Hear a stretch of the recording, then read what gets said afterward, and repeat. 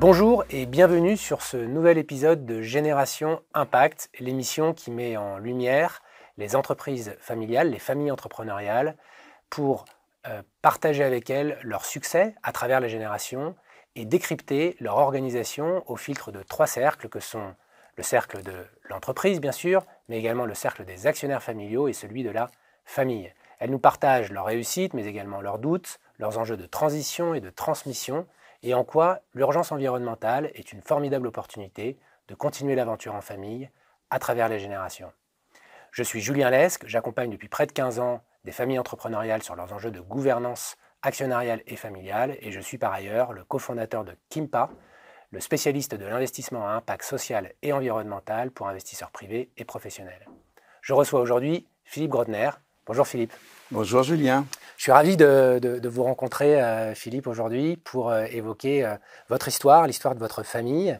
On pourra parler aussi de vos activités extrascolaires si vous le souhaitez, mais ce qui m'intéresse vraiment, c'est que vous puissiez nous évoquer d'abord qui vous êtes, et puis nous parler un peu de l'histoire de cette aventure entrepreneuriale. Merci d'abord de me recevoir. Je m'appelle donc Philippe Grotner, je suis deuxième génération d'une aventure familiale dans le domaine de la lingerie haut de gamme, une entreprise familiale sur laquelle on reviendra, je pense, dans notre entretien, qui s'appelle Simone Perel, voilà, et que je viens de transmettre à la troisième génération. Donc c'est une aventure déjà qui a 75 ans et qui devrait continuer encore. Voilà, et par ailleurs, depuis que j'ai passé la main sur le plan opérationnel, je dirige une association qui s'occupe auprès des familles entrepreneuriales de les aider à organiser leur gouvernance, car c'est un sujet peut-être qu'on évoquera dans notre entretien qui est intéressant, notamment dans les périodes charnières que sont la transmission de l'entreprise ou l'organisation de la famille. Voilà, et cette association s'appelle le Family Business Network et j'ai l'honneur de diriger cette association qui est mondiale d'ailleurs, au service des entreprises familiales. On reçoit d'ailleurs votre secrétaire générale dans cette émission prochainement. Très bien. Ben voilà, Caroline Mathieu. Et elle vous donnera plus de détails sur l'association et ses activités. Génial. Est-ce que vous pouvez m'évoquer l'histoire de cette aventure entrepreneuriale? Ça commence quand? Alors, c'est vraiment une entreprise incarnée, j'ai envie de dire, parce que l'histoire commence, je dirais même avant la Deuxième Guerre mondiale. Il y avait une jeune femme qui s'appelait Mademoiselle Simone Perel, qui existait, qui était corsetière, parce que à l'époque, dans les années 30, les femmes portaient encore des corsets, et qui était d'un milieu extrêmement modeste, ouvrière à domicile. Voilà. La guerre a interrompu son activité, elle la reprend en 1945, et elle fabrique de la lingerie à l'époque, on appelait ça de la corsetterie, un mot qui nous paraît un peu barbare aujourd'hui, et pour des boutiques haut de gamme de Paris. Et elle a rencontré un monsieur, ils se sont mariés. C'est comme ça que je m'appelle Grotner, donc c'est une mademoiselle Perel, donc c'était ma mère, voilà. Et ils se sont associés quelque part, non seulement maritalement, mais aussi professionnellement, pour créer cette entreprise. Mon père avait un discours très clair, il a dit à ma mère, pourquoi tu fabriques pour les autres? Installe-toi à ton compte, tu as des grandes qualités de créatrice, on disait plus que styliste aujourd'hui, eh bien écoute, crée des produits et moi j'essaierai de les vendre. Voilà, ils ont commencé cette aventure à deux en 1948, donc vraiment dans les années d'après-guerre. Alors c'était les 30 Glorieuses, enfin c'était le début des 30 Glorieuses, donc on va dire que je crois que ça s'est bien passé, je suis né un peu plus tard, j'ai connu une enfance plutôt heureuse, donc je dirais qu'a priori le business s'est développé assez vite et assez bien. Voilà, ma mère s'est révélée effectivement être quelque part une visionnaire, parce que créer sa propre entreprise en 1948 pour une femme, ça devait pas être évident, car c'était vraiment elle qui créait. C'est elle l'entrepreneur ou c'est votre père? C'est elle qui a eu cette idée, puisqu'on a encore des documents de registre de commerce de 1947-48 qu'on a conservés précieusement, qui montrent que c'est elle qui a déposé son nom patronymique, donc en tant que marque. D'abord Simone, puis après c'est devenu Simone Perel 1 ou 2 ans plus tard, et c'est elle qui a commencé, et voyant le succès, En fait, mon père l'a rejoint après. Il l'a rejoint pour l'accompagner. Voilà. En fait, c'est ça la vraie histoire. Elle est partie seule. Elle est partie seule, ce qui, à l'époque, pour une femme, dans le contexte sociologique de l'époque, devait être une aventure. Donc, elle avait ce côté, je pense, en toute sincérité, assez visionnaire, à la fois sur le produit qu'elle créait, et puis cette façon de s'assumer en tant que femme, qui transpire encore d'ailleurs dans les produits que l'on crée aujourd'hui, et cet héritage que nous avons, qui est très fort, sur une vision de la femme, on y reviendra peut-être, qu'elle a portée pendant toutes ces années d'activité, à travers des époques, car la lingerie est très connectée à la sociologie de la femme et de la société en général, d'ailleurs, dans les années 50, puis dans les années 60, puis mai 68, puis elle a traversé toutes ces époques-là, avec toutes les révolutions culturelles et sexuelles, on pourrait dire, de l'époque. Et donc la lingerie, qui est un produit d'intimité, a connu tous ces bouleversements, et ma mère les a accompagnés au fil de ces années, voire les a même anticipés. Et donc, elle nous a transmis, alors on y viendra tout de suite après, à ma sœur et à moi, une entreprise très prospère qui avait déjà fait son trou en France, en tout cas. Quand vous êtes autour de la table de la salle à manger petit et que vos parents sont dans le feu de l'action, c'est quoi la dynamique? Qu'est-ce qui se passe à cet endroit-là? Alors, ce dont je me souviens, c'est que mes parents avaient une discipline très stricte par rapport à leurs enfants.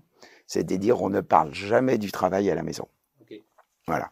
C'était la règle de base, parce qu'évidemment, un couple au travail, ça veut dire que c'est 7 jours sur 7, 24 heures sur 24, on parle du business. Mais pas du tout. Je reconnais qu'ils ont appliqué cette règle avec ma sœur et moi. Nous sommes toujours que 2 enfants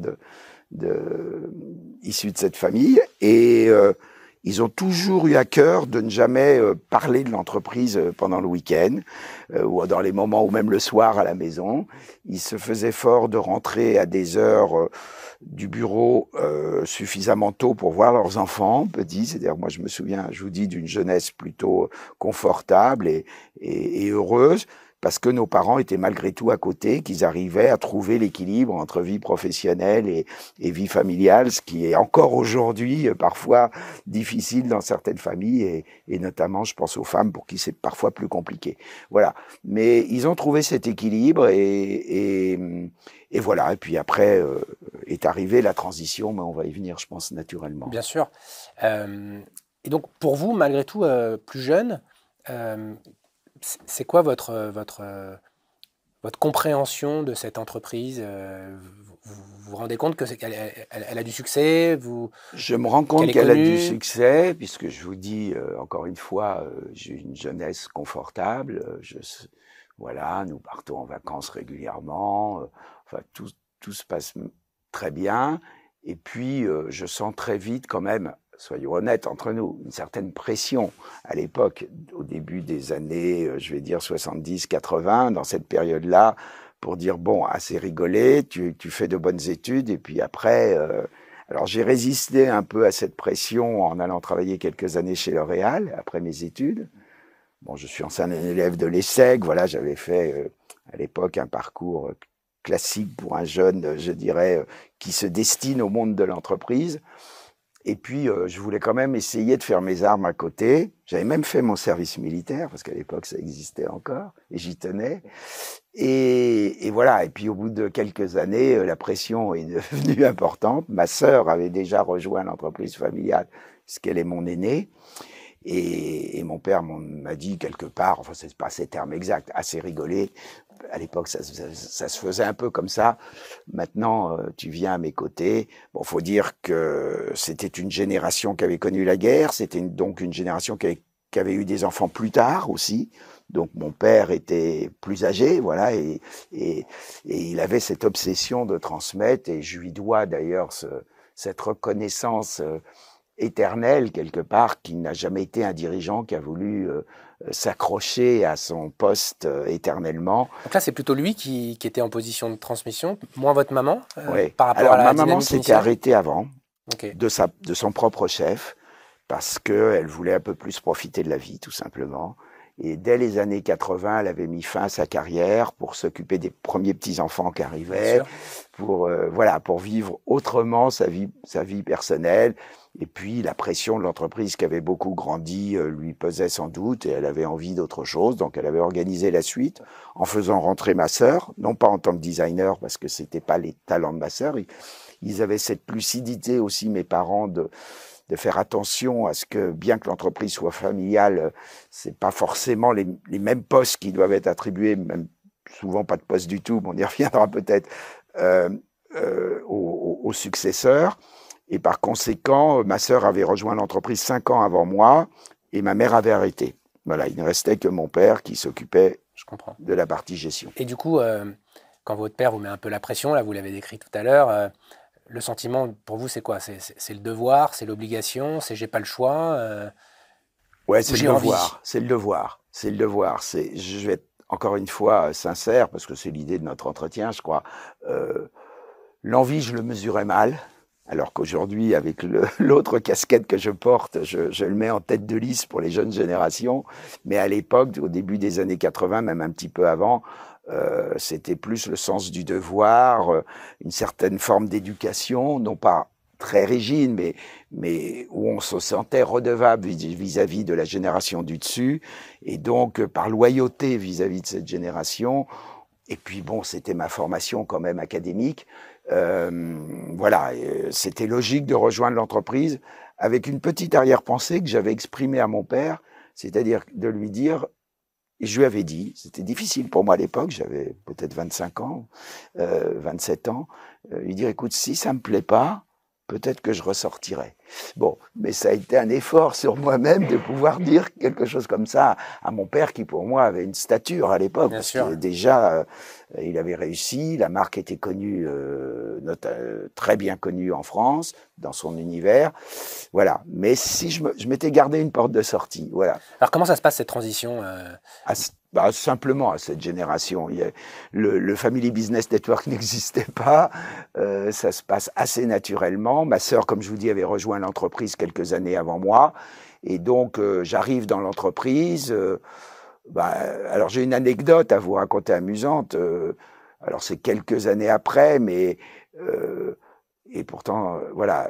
Mon objectif, déjà, avec mon père, on s'était mis d'accord que si je continuais dans l'entreprise, mon but serait, enfin notre but, parce que j'avais une équipe avec moi, ce serait de l'internationaliser. L'entreprise était à l'époque, dans les années 70, très franco-française. Elle faisait à peu près 70% de son chiffre d'affaires en France et 30% à l'exportation. Mon père ne parlait pas l'anglais. Voilà, l'exportation venait à lui plus qu'il allait la chercher. Et c'était pour une raison... très simple, à la fois la barrière de la langue, et puis voilà, à cette époque-là, la marque grandissait suffisamment en France sans qu'il ait besoin d'aller chercher ailleurs du new business, comme on dirait aujourd'hui. Voilà.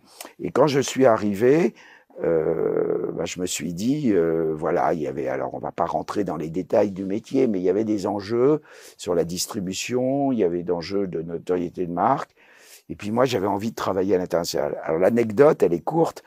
On avait un distributeur en Australie, vous voyez. Alors quand je parle d'international, je prends pas le pays le plus près de la France, près, ouais.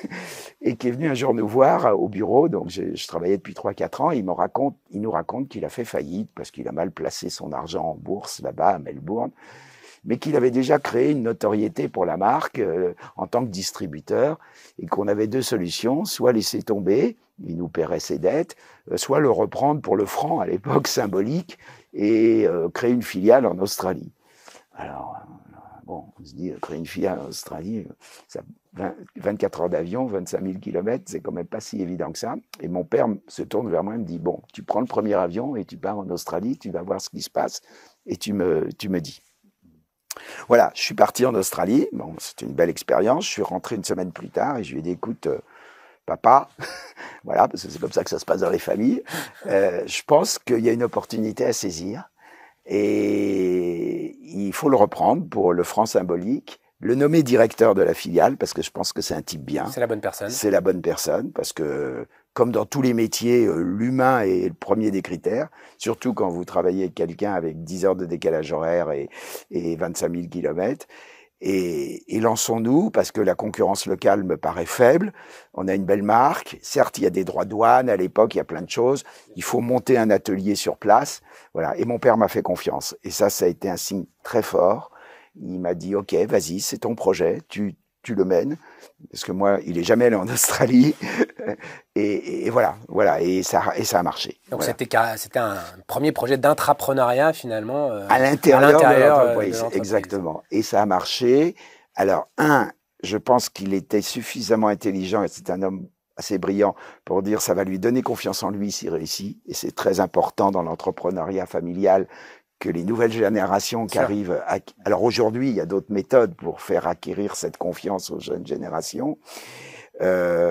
C'était pas tout à fait du libre arbitre, mais c'était aussi une façon sans doute pour lui, mais je le vois rétrospectivement, de me construire une légitimité vis-à-vis aussi des équipes, parce que c'était déjà une entreprise d'une certaine taille, en disant, si mon fils a la chance de réussir un projet aussi loin de ses bases, quand il va revenir en France, enfin, j'ai jamais habité l'Australie, mais j'ai fait quand même beaucoup d'allers-retours, il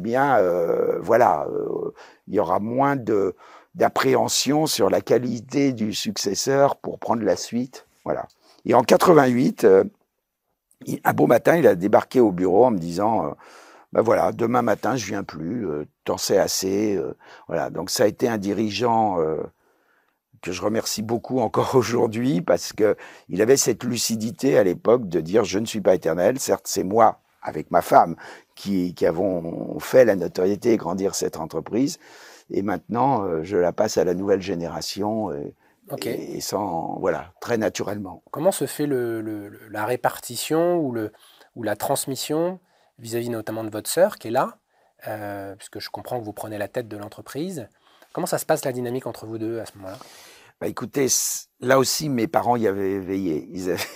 Ils étaient, je dirais, dans la gouvernance avant que le mot existe, quelque part. Parce que ma sœur, j'ai dit un mot là-dessus il y a quelques minutes, reprenait le rôle de ma mère, mais plus en supervision. Donc ma mère avait eu aussi la vision de recruter des stylistes internes pour prendre la suite, vérifier, et ma sœur encadrait à la fois le bureau de style, elle encadrait tout ce qui était qualité produit, et en même temps, elle voulait vivre sa vie de famille, de femme mariée, elle a eu 3 enfants, etc. Donc, on s'était répartis les rôles.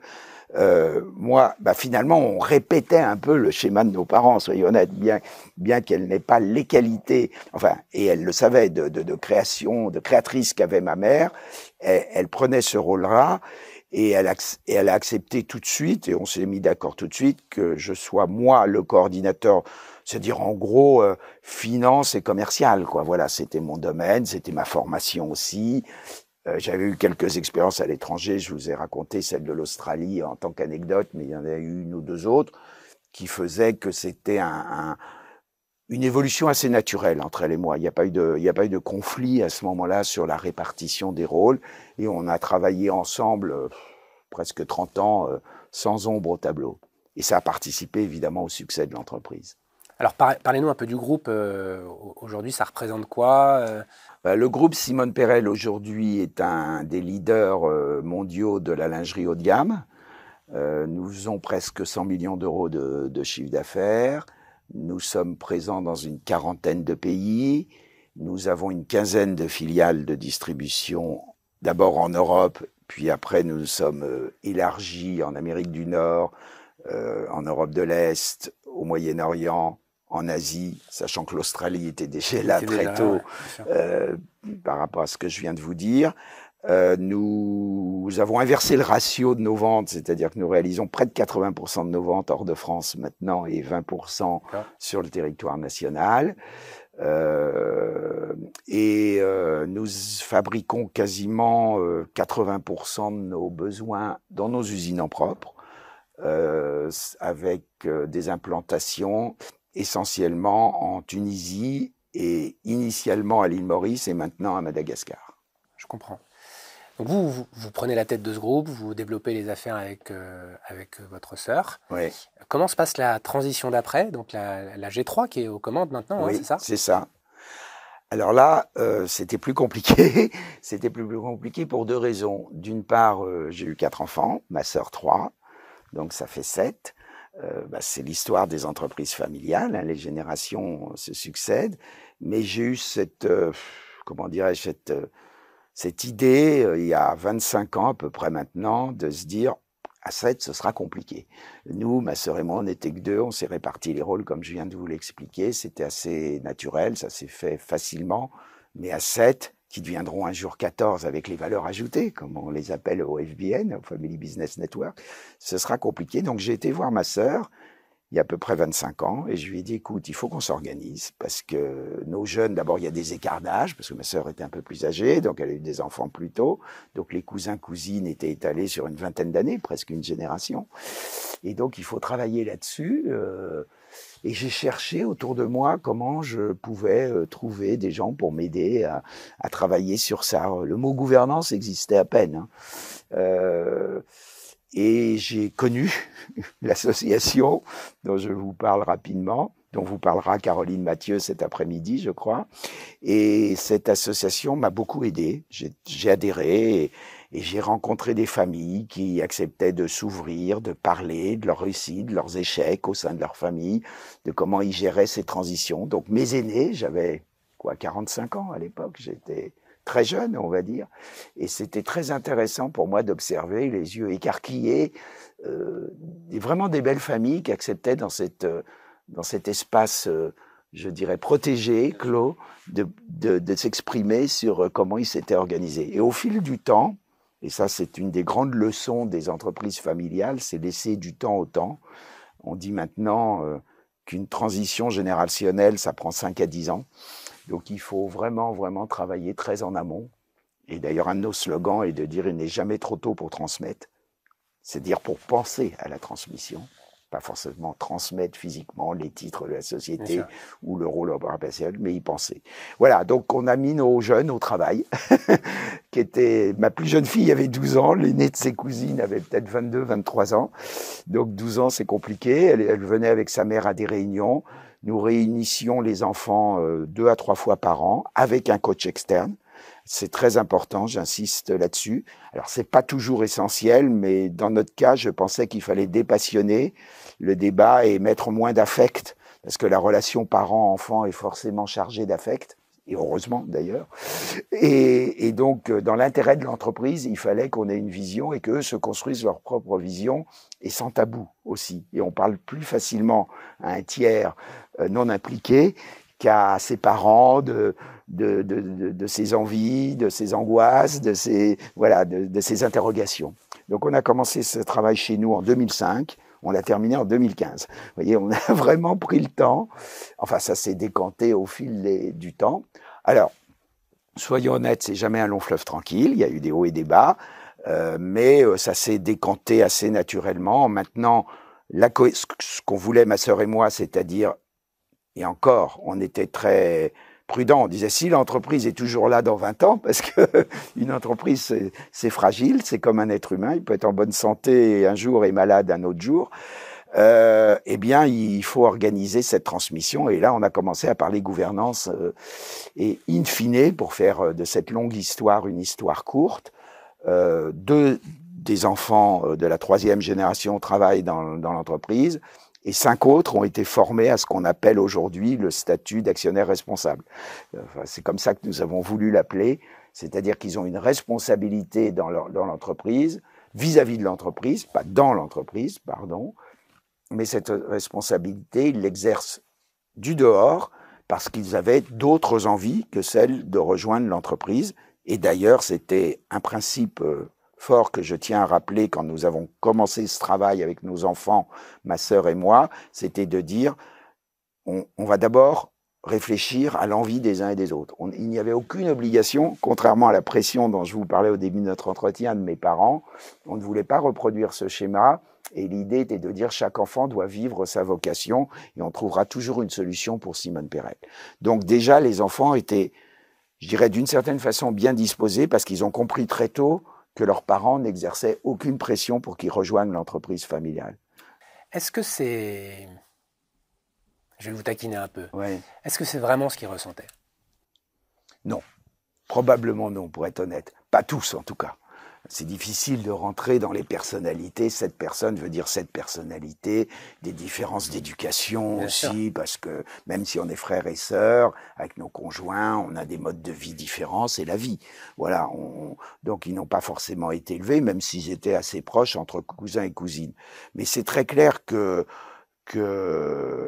et d'ailleurs, quand je regarde aujourd'hui, ou même il y a 10 ans déjà, le profil de cette G3, j'ai une avocate pénaliste, j'ai une vétérinaire, j'ai quelqu'un, un enfant qui travaille dans l'immobilier, j'ai une nièce qui a monté une agence de voyage. Enfin, voilà. C'est très disparate, ok. Voilà. Et donc, il y en a deux qui ont rejoint le mouvement. Ouais. Alors, ils sont de quelle branche Alors, un de chaque côté, ça s'est bien trouvé. Okay. Mais encore une fois, ça s'est fait... Enfin, il y a eu des étapes. Hein. Bien sûr. Il y a même eu des enfants qui sont rentrés et ressortis. Hein. D'accord. Donc, c'est pas... voilà, mais on va essayer de faire un peu court. Et il y en a un de chaque branche. Donc, un de mes fils, parce que moi, j'ai eu 4 enfants, 2 filles, 2 garçons.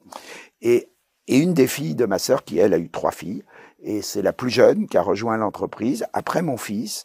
Avec mon fils, j'avais fait un deal qui reposait sur ce que je vous disais à propos de l'envie, que je crois être d'abord la flamme entrepreneuriale, certains disent, c'est l'envie aussi. C'est, voilà, faut avoir ça dans le sang et ça s'acquiert pas, vous l'avez ou vous l'avez pas. Et mon fils avait cette envie, mais je lui avais fait un deal après un premier cycle dans une école de commerce en France. Je lui ai dit, écoute, rejoins l'entreprise pour 1 an, mais tu auras aucun rôle opérationnel. En même temps, tu prépares un MBA, un 2e cycle, que tu iras faire loin de la France, si tu réussis du moins à être pris dans une bonne école.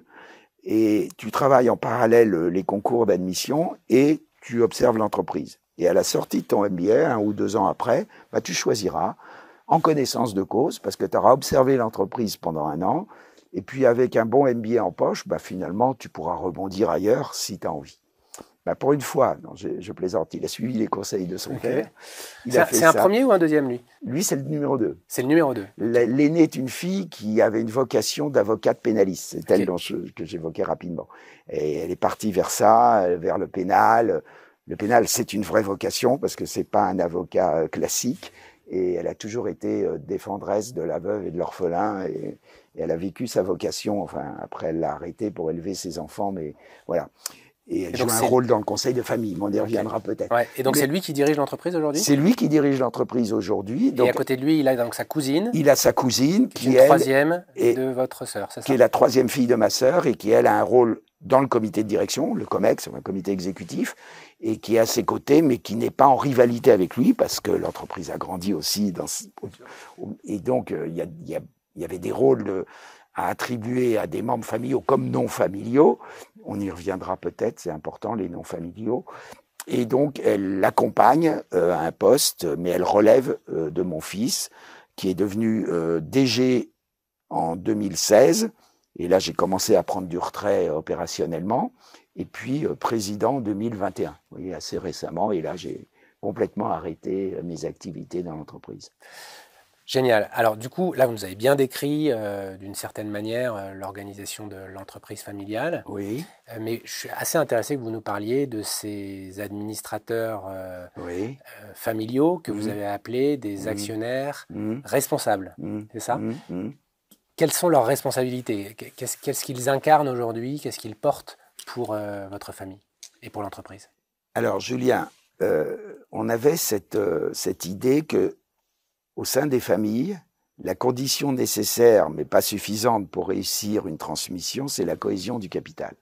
C'est-à-dire que la première des conditions, à la fois pour transmettre, mais aussi pour attirer des talents de l'extérieur, c'est d'avoir une bonne gouvernance et une cohésion forte du capital. Donc pour avoir une cohésion, ça ne se décrète pas, ça se construit avec le temps.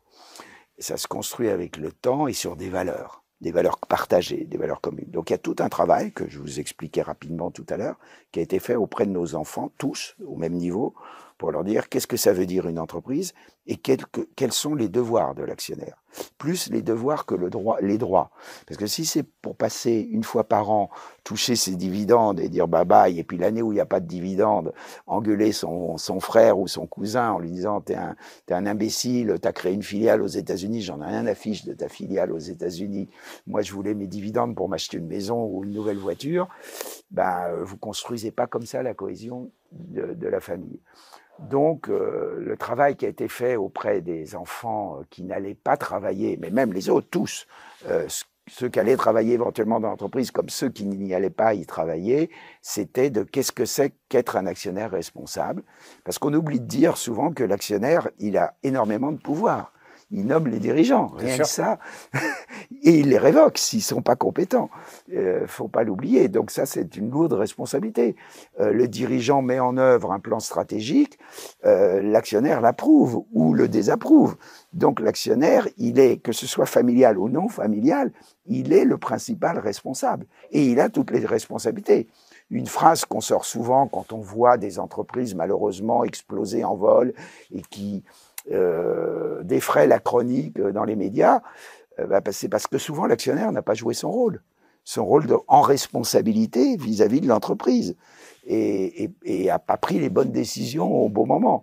Alors bon, c'est un chapitre qu'on pourrait ouvrir qui mériterait de long développement. On va pas le faire aujourd'hui, mais je crois beaucoup à cette notion de responsabilité de l'actionnaire vis-à-vis de l'entreprise et donc à ses devoirs plus qu'à ses droits. Et donc l'entreprise, notamment, qui n'a pas versé de dividendes pendant des années, les enfants l'ont compris, enfin les enfants qui sont maintenant tous entre 30 et 50 ans, qui sont de vrais adultes, ils le comprennent, voilà, et ils sont tournés vers la prospérité de l'entreprise, son développement, mais ils challengent le management parce que c'est leur rôle. Et du coup, comment vous êtes organisé? Vous avez un conseil de surveillance, un conseil de famille, Alors oui, c'est pas tout à directoire? fait ça, justement. Bien, je rebondis sur le mot que je viens d'utiliser là pour challenger les dirigeants, même s'ils sont familiaux. Moi, je crois beaucoup personnellement au rôle des administrateurs externes. Et je crois qu'il est important dans les entreprises familiales de doter le conseil d'administration de personnalités fortes qui doivent pas être des amis du patron historique ou être complaisants, mais de vrais administrateurs, certes bienveillants, mais exigeants. La bienveillance n'empêche pas l'exigence. Et challenger en permanence le management de l'entreprise. Donc, on a pris 2 décisions fortes à cette époque concernant la gouvernance. Fin 2013, début 2014, j'ai voulu créer un comité stratégique qui est devenu plus tard, et c'était l'idée de départ, un conseil d'administration. Et j'ai recruté 3 personnalités de l'extérieur pour former ce comité stratégique. Et si vous vous souvenez, 2014, c'est 2 ans avant que Mathieu devienne directeur général. L'idée de ce comité stratégique, c'était d'envoyer un message à tout le monde, c'est-à-dire à la famille en disant, voilà, il y a 3 administrateurs externes qui rejoignent un comité stratégique. On va écrire une feuille de route très précise pour la nouvelle génération, avec un plan, un business plan, des objectifs de chiffre d'affaires, de rentabilité, d'investissement, et ça va rassurer les actionnaires. Ça va donner confiance aux nouveaux managers et ça va rassurer aussi les salariés. Parce que les salariés, pour nous, c'est essentiel. Et quand il y a un passage de témoin, il faut pas oublier que tout le monde s'interroge dans l'entreprise. On connaissait le père, on connaissait la mère éventuellement, mais est-ce que le fils ou la fille, ils sont à la hauteur? On n'en sait rien. Et les salariés sont en droit, à juste titre, de s'interroger sur la pertinence du choix des successeurs. Et donc, notre volonté était à travers ce comité stratégique, qui est devenu aujourd'hui le conseil d'administration, c'est comme ça que je réponds à votre question, de doter l'entreprise d'un plan stratégique qui serait soutenu par la famille, mais aussi par ses administrateurs externes, qui avaient un rôle très important à jouer pour encadrer le tout, je dirais. Donc, ça a été une étape forte de notre gouvernance. Et la deuxième étape, c'était 2 ans après la nomination de mon fils, donc comme directeur général du groupe. Nous avons décidé, au moment où moi je prenais du recul, qu'il fallait qu'il ait quelqu'un de fort à côté de lui qui soit un peu son punching ball, un peu son alter ego. Et on a recruté un DG externe. Et moi, je crois beaucoup aussi à cette idée que dans nos familles entrepreneuriales, il faut savoir attirer des talents et que la famille ne peut pas nourrir et avoir toutes les compétences, c'est totalement illusoire. Mais pour nourrir des talents, enfin pour attirer des talents, dois-je dire, il faut aussi que l'entreprise ait une gouvernance claire. Et là, on boucle la boucle. Parce que s'il n'y a pas une gouvernance claire, les gens de qualité, ils viendront pas dans votre entreprise. Ils iront ailleurs parce qu'ils se disent là, je sens pas bien, les actionnaires s'entendent pas très bien, les postes clés sont déjà soutenu par des membres de la famille. Qu'est-ce que je vais aller me mettre dans Je pourrais pas les changer, je pourrais pas faire mon organisation. Voilà, je vais pas grandir dans l'entreprise. Est-ce que vraiment il y aura une vision stratégique qui va me permettre de construire? Enfin, quand vous recrutez un cadre dirigeant, il faut se mettre à sa place. Il faut comprendre que lui aussi ou elle aussi, ils ont des attentes par rapport à l'entreprise qu'ils vont rejoindre, surtout si elle est familiale. Donc ces attentes, il faut les anticiper. Donc, notre système de gouvernance nous a permis de recruter un directeur général externe qui, pour Mathieu, était une réassurance complémentaire parce que c'était quelqu'un, alors comment je vais le dire, qui était vraiment un alter ego, parce que la hiérarchie chez les Quadras, ça compte plus. Hein. Il n'y a pas de hiérarchie dans l'entreprise. Évidemment, il y en a un qui est président, l'autre qui est DG. Il y a 40 ans, ça comptait. Aujourd'hui, je pense que vous avez des exemples autour de vous. Voilà, ils travaillent en binôme, ils font le boulot. Ils s'entendent très bien, il y a une vraie complicité puisque maintenant on est en fin 2023, ça fait plus de 5 ans qu'ils travaillent ensemble. On a eu la chance que cette personne comprenne les valeurs de la famille parce qu'il y a ça aussi. Bien sûr. S'intègre à cet environnement un peu particulier qu'est l'entreprise familiale, mais en même temps avec une grande liberté d'action et de proposition. Et puis avec ce comité stratégique qui est devenu un conseil d'administration et qui se réunit 4 fois par an et on a des administrateurs challengers qui challengent en permanence les deux Mathieu, parce que le DG s'appelle également Mathieu, et lui permettent donc de challenger leurs idées et surtout un conseil d'administration travaille plus, je dis 1/3 du temps moi sur le reporting, 2/3 du temps sur le projectif. Je comprends. Voilà. Et pour maintenir la cohésion de la famille, on avait créé un comité d'actionnaires qui était que familial au début, animé par aussi un coach externe. Puis petit à petit, une de mes filles a pris la présidence, puis une de mes nièces, parce qu'on voulait que ce soit équilibré. Et aujourd'hui, le conseil de famille est le lieu de regroupement des intérêts familiaux. Alors non pas qu'il coiffe le conseil d'administration, mais il gère l'intérêt des deux familles, puisqu'on est en G3. Donc les familles se sont regroupées dans un schéma classique de holding par branche. Et au-dessus de ces deux holdings, alors ce n'est pas un organe légal, juridique, le conseil de famille, mais il a le grand mérite de maintenir la communication régulièrement entre les deux branches, donc en l'occurrence les cousins et cousines. Et puis on pense déjà à la 4e génération. Pourquoi pas? Parce qu'elle a déjà pour certains... Et d'ailleurs, au conseil de famille, maintenant, on fait venir les enfants de plus de 15 ans, et une fois par an en tout cas, et on fait venir les gendres et les belles-filles. Et ça, c'est très important aussi, parce que dans notre famille, et comme d'autres familles de mon association, on pense que tout ce qui se dit pas en réunion va se dire sur l'oreiller, et qu'il est important que les gendres et les belles-filles est une information à la source, toujours dans l'optique de maintenir cette cohésion du capital. Alors vous en avez parlé tout à l'heure, vous les avez appelés les valeurs ajoutées, hein, vous avez dit en fait ils sont 7, mais en fait ils sont 14. Oui. Donc ce que vous avez voulu dire, c'est que ces conjoints, hein, c'est la place des conjoints dans la dynamique familiale, Oui. Sont incarnés par cette valeur ajoutée, d'autres les appellent les morceaux choisis. Oui. C'est quoi leurs droits dans votre famille? Ils peuvent travailler dans l'entreprise, ils peuvent pas? Qu'est-ce que vous avez mis comme règle? Oui, alors ce que vous dites, Julien, renvoie à autre chose, en élargissant un tout petit peu les choses, qu'on préconise beaucoup pour les familles. Alors, je ne veux pas dire qu'on est une famille exemplaire, parce que j'ai l'air de dérouler un petit peu mon schéma. Il y a forcément des aléas. Comme on disait tout à l'heure, on est dans l'humain, mais nous avons construit une charte de famille, Family Chart en anglais. C'est un document qui n'est pas juridique, qui n'est pas un pacte d'actionnaires, mais qui est essentiel, à mon sens, pour créer des bonnes règles du jeu au sein de la famille, au sens large, notamment quand la famille s'agrandit, ce qui est le cas pour la 3e génération. Alors, vous mettez ce que vous voulez dans une charte de famille, mais notamment, le principe, c'est d'anticiper, encore une fois, ce mot revient souvent dans ma bouche, mais c'est d'anticiper ce qui potentiellement peut être des conflits demain. Par exemple, quelles sont les conditions d'entrée d'un membre de la famille dans l'entreprise? Qui décide? Est-ce que c'est de droit divin, mais ça crée forcément des frustrations, ou est-ce qu'il y a des règles claires, écrites, précises, pour fixer les conditions pour un membre de la famille de rejoindre l'entreprise, liées à l'envie, à la compétence, à la légitimité, enfin des sujets qu'on a déjà évoqués, à un parcours parfois en dehors de l'entreprise. Tout ça, vous pouvez l'écrire dans une charte. Vous pouvez écrire beaucoup de choses. Vous pouvez dire qui fixe la rémunération d'un membre de la famille. Voilà un sujet particulièrement délicat. Et quand vous le traitez à froid, c'est quand même beaucoup plus facile que quand vous le traitez à chaud. Parce qu'il y aura toujours quelqu'un, un actionnaire, qui va dire là, mon cousin, son salaire, qui c'est qui a décidé? Parce que, bon. Et puis, plein d'autres choses. Et puis, si un membre de la famille n'est pas compétent, qu'est-ce que vous faites? Qui décide de sortir un membre de la famille non compétent de l'entreprise? Alors, tout ça part du même raisonnement, c'est-à-dire priorité, évidemment, à la santé, à la prospérité de l'entreprise, à sa vision à long terme. Et il faut que les familles s'ouvrent et acceptent de se parler pour fixer des règles de conduite au sein de la famille, qui sont des règles morales, parce que ce document dont je parle n'a pas de valeur, n'est pas opposable au tiers, ce n'est pas, comme je dis, un pacte d'actionnaires, mais il a le grand mérite, dès le départ, de fixer un certain nombre de règles.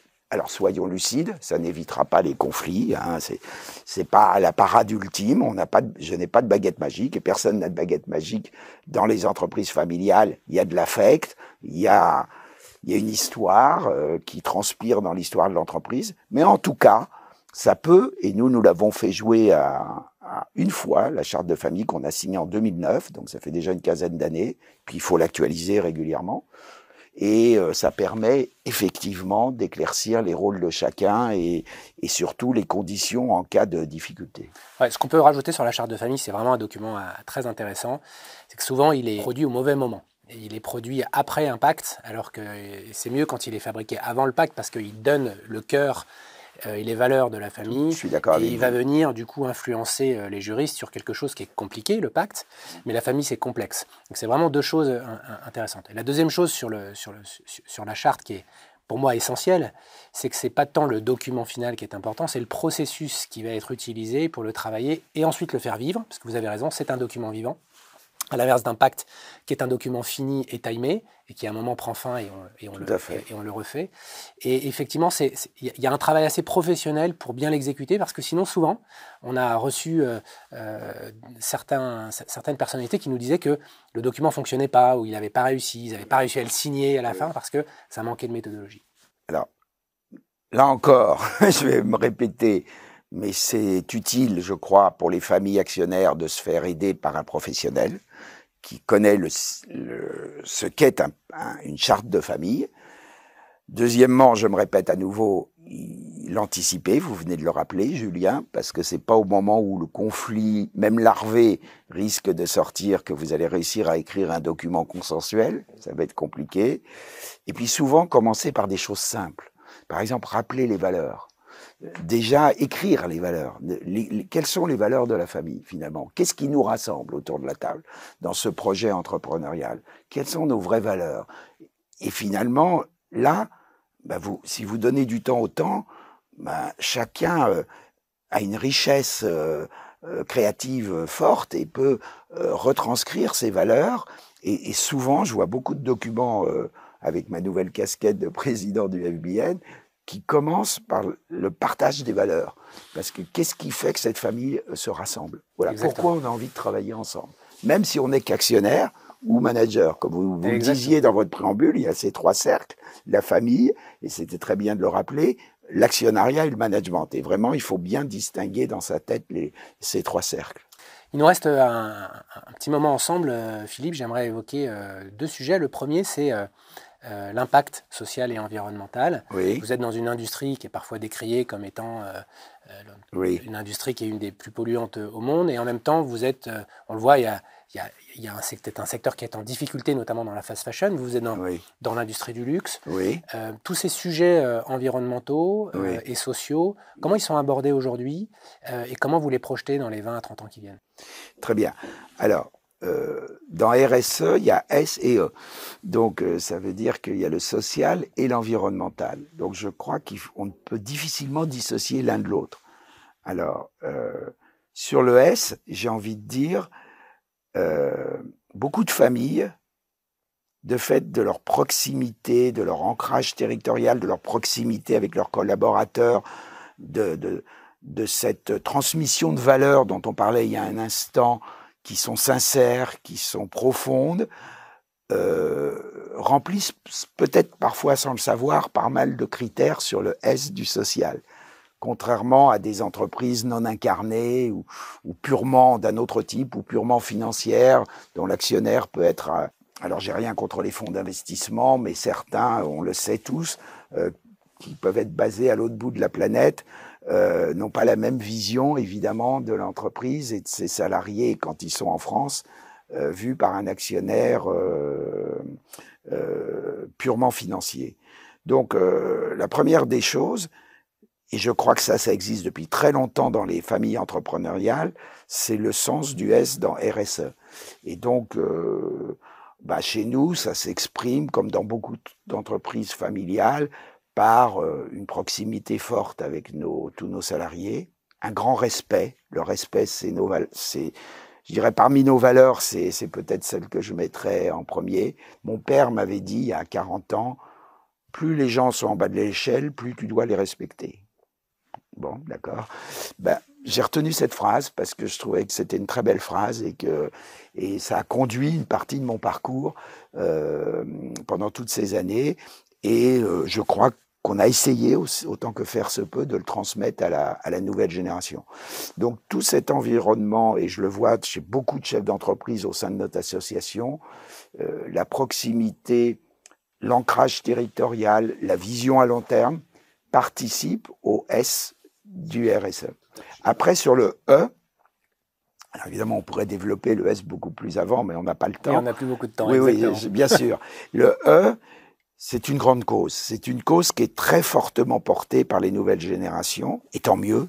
Et je crois que cette transition écologique, elle se fera par les jeunes générations qui ont beaucoup d'attachement. Et j'ai même un exemple, alors je sors un tout petit peu de Simone Perel par mon expérience personnelle, à travers d'autres entreprises. Il y a beaucoup de jeunes de 30 autour de la trentaine qui disent à leurs parents, vous souhaitez que je rejoigne l'entreprise, moi je ne le ferai que si l'entreprise d'abord prend un engagement fort et responsable sur l'environnement, ou je dirais plus généralement que l'environnement, tout ce qui peut être philanthropie, mécénat, parce que j'ai conscience que moi je suis né plutôt du bon côté de la barrière, et je dois rendre à la société, et c'est un phénomène nouveau, qui n'existait pas, je dois le dire, c'est peut-être qu'on était des égoïstes dans ma génération, mais qui aujourd'hui est très prégnant chez cette génération, et très rassurant pour moi, pour l'avenir, de vouloir travailler pour le futur et travailler pour les autres.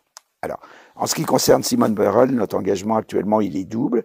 D'abord, on commence à rentrer dans des produits entièrement éco-responsables, alors pas toute la collection, on n'est qu'au début d'un processus, parce que c'est une chaîne de valeur qui va du fabricant de fibres, puisqu'on travaille, nous, que du synthétique quasiment à l'origine, jusqu'au fabricant de matières premières, nous-mêmes, à l'assemblage. On n'est pas très pollueur, notre industrie, parce qu'on travaille avec de l'électricité, et que donc, c'est pas l'industrie la plus polluante. Malgré tout, le produit étant à base de synthétique, il faut rendre ce produit beaucoup plus éco-friendly. Et donc, on vient de sortir notre première gamme de produits éco-responsables, 100% recyclables, et on va continuer à avancer là-dessus. C'est des nouvelles technologies, ça demande de l'innovation, mais ça fait partie de notre métier, et on va continuer à travailler là-dessus. Et en parallèle, et là on est à un stade pas encore de maturité, mais de réflexion, on veut engager, comme d'autres familles l'ont fait, des actions de philanthropie vis-à-vis de la femme, parce que quand même notre préoccupation première, c'est évidemment la femme. La lingerie, c'est d'abord la femme, c'est un rapport à l'intimité. On pense à des actions telles que le cancer du sein, ça peut être beaucoup de choses qui touchent la femme de près, mais ça peut être aussi d'autres choses, et nous y réfléchissons actuellement, et on a créé un programme pour ça qui s'appelle Simone Cares. Simone Cares. Voilà. Génial. On arrive à la fin de cet entretien, Philippe, et je voulais vous projeter sur une réflexion que j'ai eue avec plusieurs familles et sur la place de cette entreprise familiale dans la famille, au sein de la famille. Certains la décrivent comme un personnage, un membre de la famille à part entière. Oui. Si cette entreprise familiale, maintenant de 4e génération, bientôt. Bientôt, oui. Pour l'instant, c'est la 3e qui est aux commandes. Mais bientôt de 4e génération, je vous le souhaite. Merci. Était un membre de la famille. Qui serait-il ou qui serait-elle ? Je pense que d'abord, ce serait une femme. Je ne vais pas vous surprendre, mais vu le métier que j'exerce depuis, ou que j'ai exercé pendant près de 40 ans, la femme était, même si j'étais un homme et que souvent j'avais des hommes autour de moi, ce qui est assez paradoxal, sauf pour les castings où j'avais pas le droit d'assister, parce que évidemment les hommes étaient interdits. C'est un métier qui touche, et le marketing de nos produits touche à toute la, on l'a évoqué rapidement, à la sociologie de la femme. Donc ce serait une femme.